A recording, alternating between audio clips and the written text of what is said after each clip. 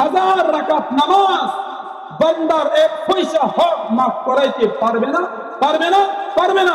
দুনিয়ার সমস্ত মুফতিকে এক করে আপনি ফতোয়া নিয়ে নেন, সবে কদর সবে বরাত বাইতুল্লাহর গিলাফ ধরে দোয়া করলেও লাভ হবে না, আদায় করে যাবে। অসহায় কি বুঝছেন নি? অনেক নামাজ থাকার পরেও যারা জান্নাতে যেতে পারবে না অন্যের হক নষ্ট করার কারণে, সে বড় অসহায়।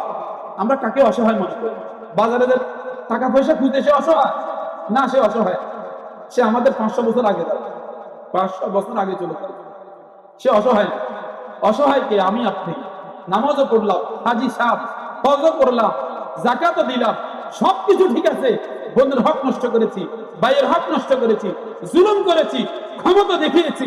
আল্লাহ পাক বলে তোর এই ক্ষমতাকে আমি চূর্ণ বিচূর্ণ করে দিব। আমি তো ফেরাউনকেও ছাড়ি নাই, আমি তো নমরুদকেও ছাড়ি নাই, তুই তো আমার কাছে কিছুই। শেষ করবেন আল্লাহ পাক, কোনো সন্দেহ নাই। তাহলে আমাদের ধ্বংসের মূল কারণ এই দুনিয়ার ভালোবাসা, এই মৃত্যুর ভয়। দুনিয়াকে কি পরিমাণ ভালোবাসি, হালাল হারামের কোনো চিন্তা আমাদের নাই। স্মরণ রাখবেন আরেকটা হাদিস, নবীজি বলছে লা ইয়াদখুলুল জান্নাতা জাসাদুন উসিয়া বিল হারাম। হারামখোর, শুনে নাও, যতক্ষণ পর্যন্ত হারাম খাদ্য থেকে তৈরি এক ফোঁটা রক্তবিন্দু শরীরে থাকবে, সেটা জ্বালিয়ে পানি করার আগ পর্যন্ত আল্লাহ পাক জান্নাত দিবে না।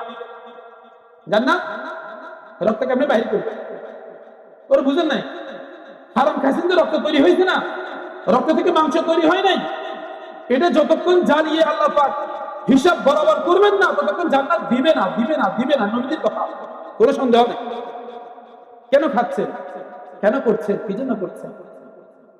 সাহাবায়ে কেরাম এই হাদিসগুলো এরকম মানতো। আবু বকর রাদিয়াল্লাহু আনহু হারামও না সন্দেহাতীত খাদ্য খুলতে মুখে দিয়ে দিছে। সন্দেহাতীত, হারাম না, সন্দেহাতীত, একটু মুখে দিয়ে দিছে।